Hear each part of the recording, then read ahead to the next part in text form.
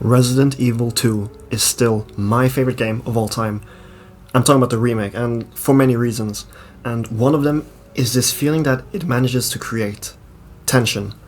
If you like horror games and horror media in general, this is a feeling that creators strive to create, and there are many ways that they try to do so.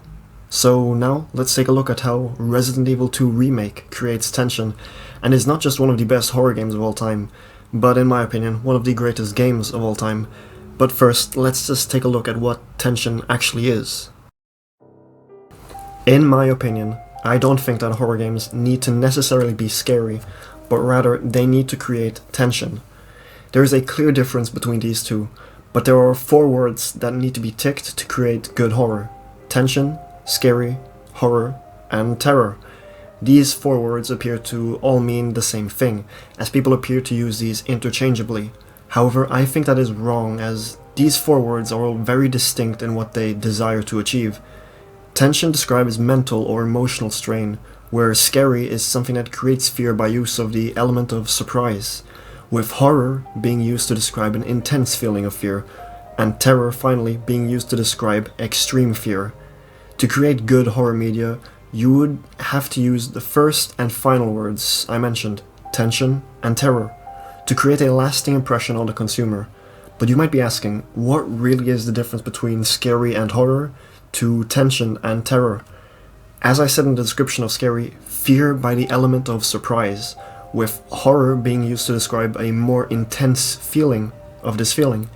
This creates a problem, and is a problem that has become predominant in the medium: jump scares. Horror games simply want to be scary, and the easiest way to create this is by using jump scares, quick bursts of fear that take the player by surprise, with loud noises and accompanied with unsettling images that can over time lose their shock value. I'm going to be honest, but I kind of find this to be a bit lazy depending on the circumstances, and games like this don't usually last long unless they have substance behind it. Like take Five Nights at Freddy's, for example, with its lore, for example, and a whole lot of factors as well. But however, with lots of FNAF clones that come and go, this trend doesn't seem to be going away. Now for tension and terror, this is where you can get to see the good horror games. Like I said, I don't think a good horror game needs to be scary, but rather create tension, although feelings of scary and terror do end up coming along with tension. With tension, you can have 0 scary factors, and by that I mean a jump scare, but rather create an unsettling feeling that looms over the player as they play. So, if we're talking about straight experiences, a horror game that creates a long, unsettling feeling is much scarier compared to a game that constantly throws horror into your face. That's just my take on those specific topics. So let's take a deep look into how Resident Evil 2 Remake creates and masters the feeling of tension. But just before we do that, we need to look at how the previous Resident Evil games created tension. Tension pretty much lies in the DNA of Resident Evil, as if you create a good survival horror game, tension should come along naturally, and for the most part that is true, as inventory management is a clear factor that creates tension in most of the Resident Evil titles. For my point, however, on perspective, I'll be looking on 2 of the former Resident Evil forms of games, the tank-controlled top-down forms and the first-person form, because let's be real here, Resident Evil 4, 5 and 6 are action games with elements of horror. I haven't played RE5 or 6 yet, and as much as I love Resident Evil 4, it's not really a horror game, but it excels in what it does. First up, top-down perspective, used in the first Resident Evil trilogy, Zero, Code Veronica, and Resident Evil Remake. These games are great at creating tension, and I'll only be talking briefly about their best tension-creating aspects. The ink ribbons, items that save your progress, really create tension, as even safe rooms aren't safe, as you must make sure that every save counts, since there is a limited amount of them. The camera angle of course creates fear, since the perspective can change many times within a single room.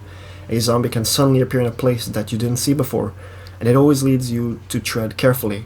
Tank controls too, being slow and clunky, really bring up the pace and urgency when you get swarmed. And of course, Crimson zombies in the Resident Evil Remake at least are terrifying, since a dead zombie you killed suddenly comes back. Finally, we have first-person games in Resident Evil 7 and Resident Evil Village. Really, there is only one reason why this gameplay form is as scary as it is: vision and perspective. Since you are experiencing the game from the eyes of the character, their vision is your vision. You can only see what your eyes see, making the experience a lot more personal and in turn feel more real and authentic.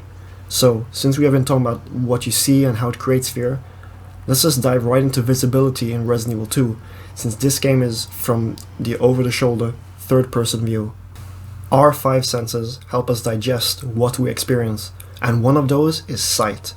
Sight gives us a perspective, and like with the two previous forms of perspective used in Resident Evil titles, we can either see from a fixed angle that changes multiple times within a room, or from the first-person view.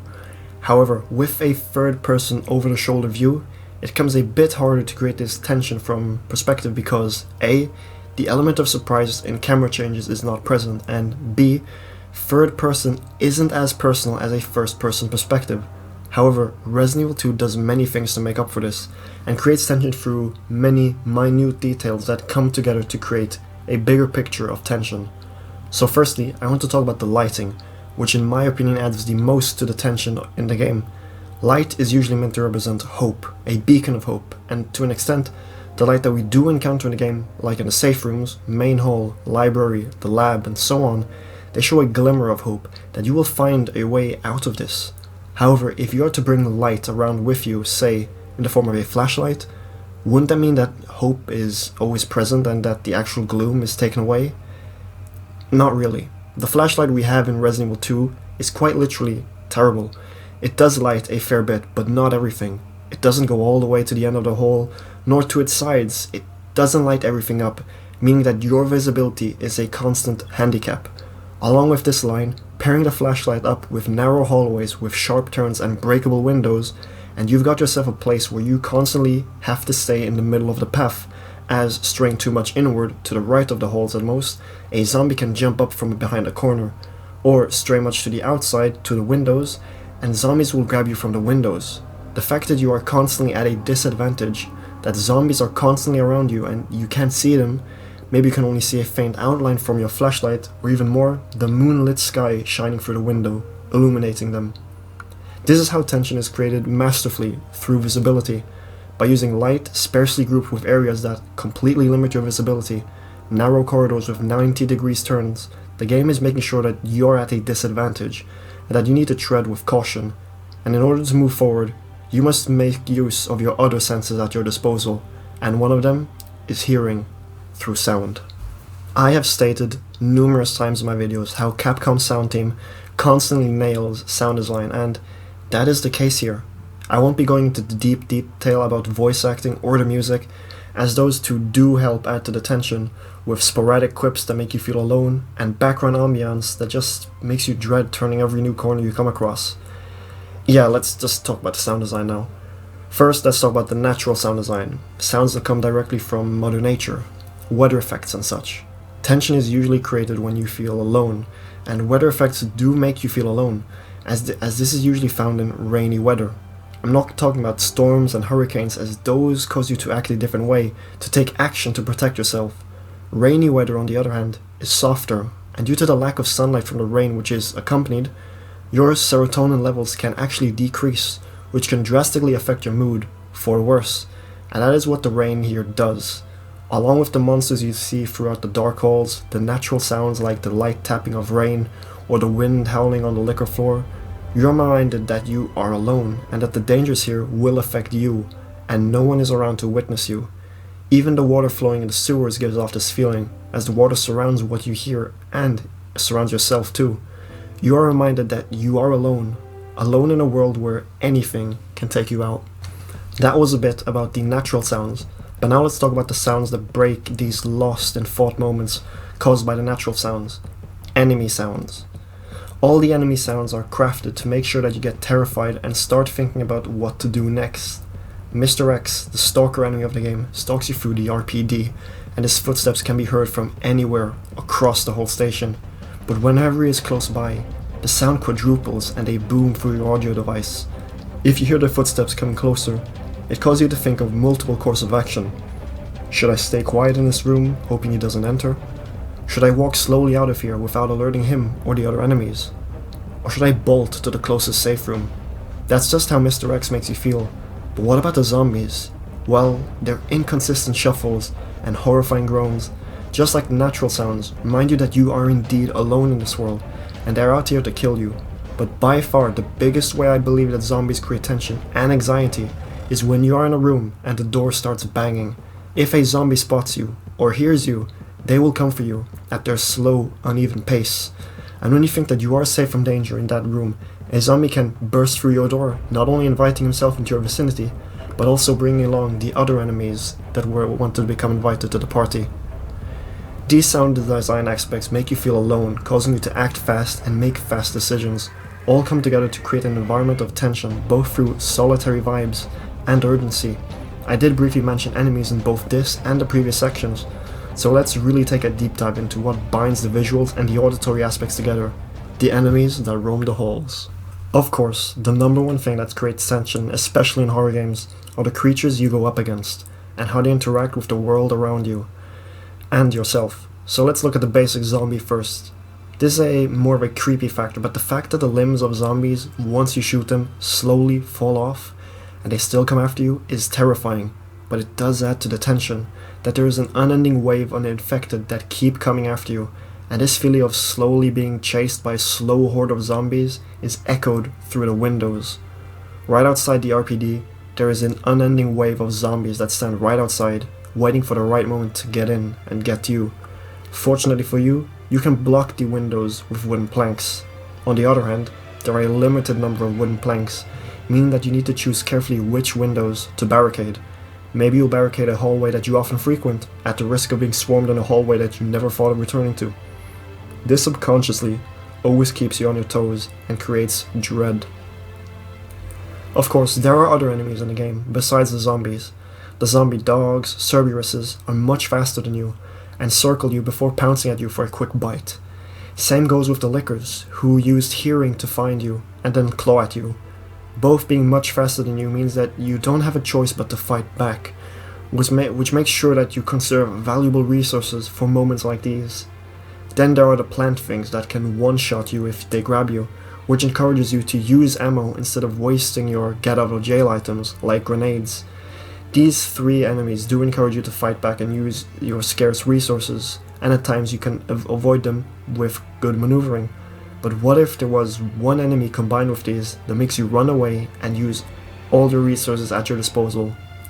Enter Mr. X, like I've mentioned previously, the stalker enemy, who is a big guy that has a one-shot kill move to use on you, who also can't be killed, but he can be stunned however. Remember to shoot his top hat. Once he has his sights on you, in a hallway with a licker, you have no choice but to use all the resources to get away from him. Weapons, sub-weapons, healing items. All these items become essential in an encounter like this, and as you switching frantically between all the items at your disposal, fear, worry, terror, are just a few words to describe encounters like these, and in the end, it just adds to this feeling that's been growing inside of you, a tense feeling, hoping that you don't have to use the resources, knowing that a moment like this can come at any unwanted notice. I know that in the intro I said that horror games don't need to be scary, but rather need tension, and well, I think that I might have to backpedal a bit on my earlier statement. Tension, on its own, mental or emotional strain, usually stems from a certain feeling, fear, which then stems from another part, scariness. So yeah, horror games are scary, but to make my point on tension clear, a good horror game is a game that manages to instill fear into the player, and along with tension manages to create this everlasting feeling throughout your playthrough. That is what makes a good horror game. A game that has a scary premise, but manages to keep the scariness constant, leading to tension through its atmosphere, gameplay, and story, and therefore, Resident Evil 2 is a masterclass in creating tension, and in retaining it. And with that, we're at the end of the video. Yeah. Thanks for watching. I really do hope that you enjoyed this video, and I was a bit unsure of the direction to take with this, and I'm still learning on how to make these type of essay type videos. So yeah, leave your takes and thoughts down below, and a like and a sub are really appreciated.